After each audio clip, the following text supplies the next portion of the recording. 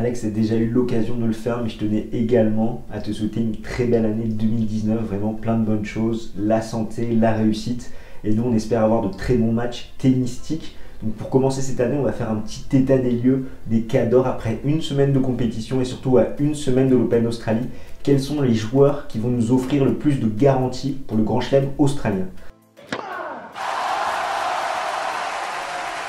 On commence tout de suite avec le numéro 1 mondial, Novak Djokovic, qui était cette semaine à Doha, où il s'est incliné contre Roberto Bautista Agut en demi-finale. Il a eu passé plus de 9h30 sur les cours, la faute à un jeu encore trop défensif, pas suffisamment agressif et tranchant. Et également dû au fait qu'il s'était inscrit aussi en double avec son frère. Il a eu des matchs compliqués contre Fucsovics et Basilashvili, et l'Espagnol a eu raison de lui. Mais pour moi, pas d'inquiétude, il reste encore l'immense favori de l'Open d'Australie. Et là, je t'entends déjà me dire: oui, mais depuis l'Open d'Australie 2016, Novak Djokovic n'a rien fait à Melbourne. Il a perdu contre Istomin et Chung. Et en plus, récemment, il a perdu contre Khachanov, Zverev et Bautista Agut. Il y a quand même mieux comme favori. Et là, je suis d'accord avec toi, on est loin du Djokovic intraitable qu'on avait en 2011 ou en 2015. Pour moi, Djokovic ne va pas rouler sur cet Open d'Australie en gagnant tous ses matchs 6-1, 6-2, 6-0.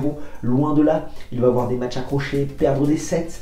Un petit peu comme il l'a fait à Wimbledon, où avant d'affronter Nadal, il a perdu un set contre Edmund et un set contre Nishikori. Rebelote à l'US Open, où il a perdu un set contre Sandgren et un set contre Fucsovics. Pour moi, ça va être exactement la même chose, sauf qu'il a une marge sur un format 3 sets gagnant. Certes, sur le format 2 sets gagnant, Djokovic est plus prenable avec la fatigue qui s'accumule, où souvent il faut jouer tous les jours. Son jeu est de plus en plus défensif. Faut pas croire, hein, ça le fatigue et Djokovic vieillit et on sent qu'à un moment il a plus de jus, un petit peu comme ça a été le cas à Doha. Et c'est pourquoi, pour moi, c'est assez réaliste de penser qu'à l'aube de Wimbledon 2019, Novak Djokovic ait décroché au moins un Grand Chelem et 2 Masters 1000. On passe tout de suite au numéro 2 mondial, Rafael Nadal, qui est encore blessé. On commence un petit peu à s'y habituer. C'est vrai qu'il était revenu pour Abu Dhabi, où il a disputé un match contre Kevin Anderson, où il s'est incliné en 3-7. On pensait qu'il allait jouer à Brisbane, mais finalement il s'est retiré et pourtant il continue de s'entraîner sur les cours de Brisbane. Donc c'est un petit peu bizarre à ne plus rien y comprendre pour l'Espagnol. Je pense que le problème avec l'Espagnol, c'est qu'il ne s'accorde pas de plage de repos suffisante. En effet, si après l'US Open, il s'était dit: bon, je coupe ma saison 2018 et je reviendrai uniquement en 2019, je pense qu'il n'en serait pas là. Mais lui, à chaque fois, il se fixe des objectifs. Donc là, son objectif après l'US Open, c'était Paris-Bercy. Donc qui sait, il est peut-être revenu un peu trop tôt à l'entraînement, encore à 80%. Et qui dit retour, dit quand même reprise d'entraînement assez intense. Donc il s'entraîne beaucoup trop et surtout beaucoup trop tôt par rapport à sa blessure. Du coup, il compense. Il s'était blessé au genou.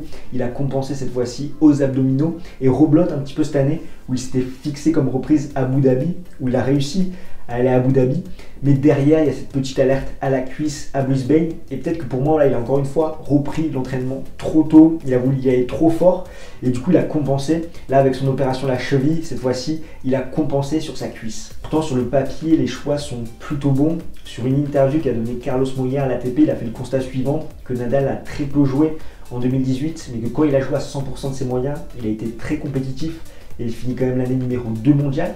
Mais il fait également un autre constat, c'est que sur les 3 derniers matchs qu'a joué l'Espagnol à l'US Open, il était beaucoup trop défensif, il a passé beaucoup trop de temps sur les cours, ce qui a aggravé sa blessure, et du coup il est parti du postulat qu'il fallait que l'Espagnol, comme on le sait tous, soit plus agressif. Il dit quelque chose d'autre d'assez intéressant, c'est au niveau de la durée des entraînements.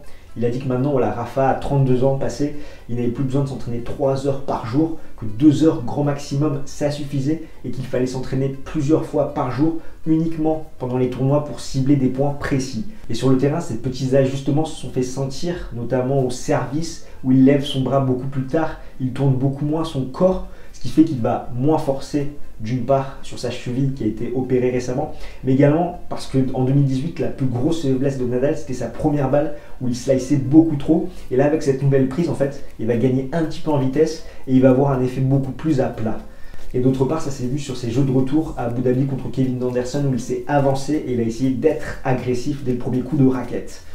Le problème, c'est que sur le papier, c'est très intéressant tous ces choix, mais tous ces ajustements techniques et tactiques mettent du temps à se mettre en place. On prend l'exemple de Novak Djokovic qui a dû mettre 6 mois à s'habituer à son nouveau geste au service. Ça va être un petit peu pareil avec Rafael Nadal. On peut rajouter à ça le manque de rythme, le manque de compétition et encore la crainte de se blesser de nouveau. Ce qui fait que pour moi, c'est impossible que l'Espagnol soit compétitif pour l'Open d'Australie 2019 et qu'au mieux, il peut défendre son quart de finale avec un tableau favorable. On passe maintenant à Roger Federer, numéro 3 mondial, qui a fait un retour triomphant à la Open Cup en conservant son titre avec Bencic, le Suisse qui a lancé une petite bombe en début d'année où dans l'une de ses déclarations, il a dit qu'il allait voir au fil de l'année s'il remplissait pour une année supplémentaire ou si au contraire il arrêtait à la fin de l'année 2019. Bien évidemment c'est de la communication, mais je pense que le Suisse va voir un petit peu l'évolution de son niveau sur cette année pour voir si ça vaut le coup d'aller jusqu'au JO 2020. De plus, il faut savoir que la période de l'année où le Suisse va offrir le plus de garanties sur son niveau de jeu, c'est pas Wimbledon, mais c'est pendant les 3 premiers mois de l'année. Pourquoi ? Parce qu'il est frais, il a fait une bonne préparation physique, il a retrouvé de la vivacité avec son service, son coup droit. Son revers reste un petit peu plus instable en ce début d'année où il se remet des fois à slicer un peu trop, même si ça reste très très bon. Il arrive à reprendre de nouveau la balle très très tôt. Ses pas d'ajustement sont bien mieux qu'en fin de saison. Et je pense notamment à son match contre Tsitsipas. C'est l'exemple parfait. Un très très beau match d'ailleurs qu'il aurait sans doute perdu en fin de saison 2018. Mais là, comme on est en début d'année, il est beaucoup plus frais et ça se voit et ça se sent. Et pour moi, ces 3 premiers mois de l'année où le Suisse sait très bien que c'est là qu'il va déployer son meilleur niveau, où il va en plus avoir un petit peu moins de pression avec le retour au premier plan de Novak Djokovic, ça va conditionner le reste de sa saison et de sa carrière. S'il n'atteint pas au moins les quarts de finale à l'Open d'Australie et qu'il se rate à Indian Wells et Miami, je pense qu'il va réfléchir à jouer sur la terre battue, voire d'arrêter en fin 2019. Mais s'il fait un très bon Open d'Australie, qu'il joue bien Indian Wells, Miami, je pense qu'il va encore zapper la terre battue pour vraiment se concentrer sur le gazon et essayer de bien finir cette année. Maintenant numéro 4, Alexander Zverev, qui avait fini en trombe l'année 2018 en s'imposant en 2-7 en finale contre Novak Djokovic des ATP Finals. Il a commencé doucement à la Open Cup en ayant une seule défaite contre Roger Federer, une défaite assez sèche. Et en ayant des matchs compliqués contre Ferrer et Pouille, mais je pense pas que la Open Cup soit un bon indicateur du véritable niveau de Zverev en début de saison, sachant que je rappelle que les années d'avant, il avait perdu contre Kokkinakis, Goffin ou encore Gasquet. Et personnellement, j'attends beaucoup d'Alexander Zverev pour cette Open d'Australie. Déjà pour voir vraiment ce que ça va donner, cette collaboration avec Landl au niveau des grands chelems. Est-ce qu'il va réussir à le débloquer ? Mais également parce que pour moi, l'Open d'Australie, c'est peut-être là où il joue son meilleur niveau en grand chelem et là où il a les meilleures chances de jouer son meilleur niveau. Pourquoi ? Déjà parce qu'il n'a pas le rush des tournois précédents qu'il peut avoir à Roland-Garros où il a énormément joué sur terre battue. À Wimbledon, pareil, il est un petit peu fatigué et reblotte à l'US Open. À l'Open d'Australie, c'est en début de saison, il est frais. Et quand on regarde les années précédentes, en 2016, il s'incline contre Andy Murray, le futur finaliste de l'épreuve. En 2017, contre Rafael Nadal en 5-7, encore une fois le futur finaliste. Et en 2018, encore une fois, il s'incline en 5-7 contre Chung, futur demi-finaliste. Donc à chaque fois, il est vraiment éliminé contre des joueurs qui vont assez loin dans le tournoi. Numéro 5, Juan Martín del Potro, qui sera forfait pour l'Open d'Australie, toujours en convalescence de sa blessure au genou pour vraiment revenir là où il va devoir défendre pas mal de points, donc sur la période Acapulco, Indian Wells. Et tant mieux finalement parce que l'Open d'Australie ne lui a jamais réussi. Numéro 6, Kevin Anderson, qui a fait une très belle saison 2018, qui a commencé fort avec l'exhibition d'Abu Dhabi où il a sorti Rafael Nadal en 3-7. Il a fait une très bonne finale contre Novak Djokovic. Il a plutôt bien joué à Pune. Là actuellement, il a finale contre Karlovic qui a un match d'Icer. Le seul problème pour lui, ça va être vraiment de s'acclimater aux conditions de l'Open d'Australie. Numéro 7, Marin Cilic, également blessé au genou. À mon avis, il sera peut-être forfait à l'Open d'Australie où il va avoir du mal à défendre ses points acquis l'an dernier avec sa finale.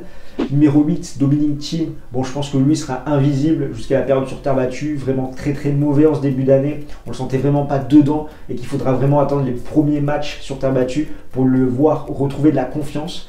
Et enfin, numéro 9, Kei Nishikori, qui lui aussi a fait une très forte impression en finale cette semaine à Brisbane contre Daniil Medvedev. Je rappelle que le japonais reste sur 9 défaites consécutives en finale, donc à voir s'il va un petit peu réussir à briser cette malédiction. Il a été très bon, on l'a senti très impliqué physiquement, il a vraiment retrouvé des couleurs. Là aussi, le début de saison peut vraiment lui faire du bien, sachant qu'il n'y a pas de rush, contrairement aux autres tournois où il arrive souvent fatigué et sur les rotules. Maintenant, à une semaine de l'Open d'Australie, on va faire un petit peu le tour des favoris du premier grand chelem de l'année, ainsi que des joueurs qu'on va appeler les coupeurs de tête. Donc ce ne sont pas des favoris, c'est pas dit qu'ils gravissent tous les matchs un par un, mais à mon avis, ils sont capables de faire tomber des gros, surtout s'ils tombent contre eux dans les premiers tours. Donc c'est vraiment ces joueurs qu'il va falloir surveiller lors du tirage au sort. Le favori numéro 1, c'est Novak Djokovic, comme je vous l'ai expliqué précédemment. Le favori numéro 2, c'est Roger Federer. Certes, j'ai du mal à le voir gagner de nouveau un grand chelem, mais vu les circonstances actuelles et les garanties qu'offre le Suisse en début de saison, il est loin devant ses poursuivants, mais peut-être loin derrière Novak Djokovic en termes de favoris. Et franchement, pour le reste, on pourrait arrêter cette liste à ces deux noms. Bien évidemment, je vous ai inscrit d'autres noms. Donc en favori numéro 3, pour moi, Alexander Zverev. J'ai vraiment envie de le voir se débloquer en grand chelem. En numéro 4, Rafael Nadal. Pour moi, il ne sera pas compétitif à l'Open d'Australie. Mais bon, ça reste quand même quelqu'un qui a gagné 17 tournois du grand chelem. On ne sait jamais ce qui peut se passer avec un tournoi favorable.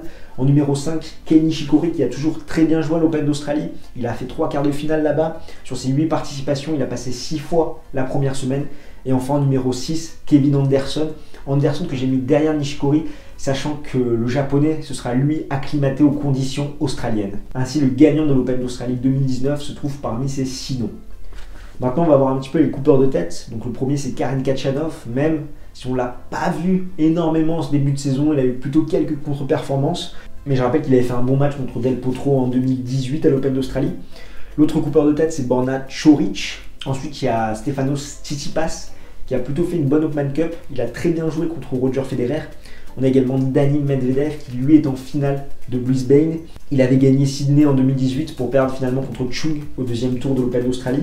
On a également Raonic et Dimitrov qui offrent souvent de belles garanties en Australie. Bautista Agut, bien évidemment, sachant qu'il a quand même sorti Novak Djokovic, même si l'an dernier il s'était imposé à Auckland. Il avait perdu au premier tour contre Fernando Verdasco. Verdasco également peut-être un coupeur de tête. Demi-nord.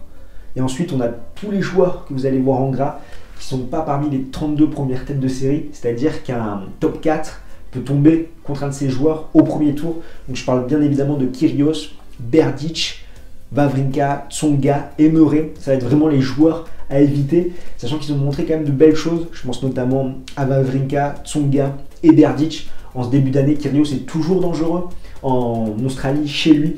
Et Murray, on ne sait jamais ce qui peut se passer avec lui sur un premier tour.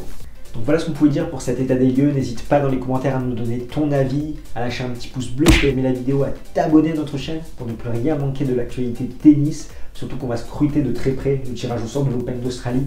Tu auras d'ailleurs une vidéo débrief au courant de la semaine prochaine pour revenir sur ce tirage au sort, ainsi que des daily pour revenir quotidiennement sur l'actualité de l'Open d'Australie et ses résultats les plus importants. Tu peux nous suivre sur nos réseaux sociaux, Twitter, Facebook, Instagram.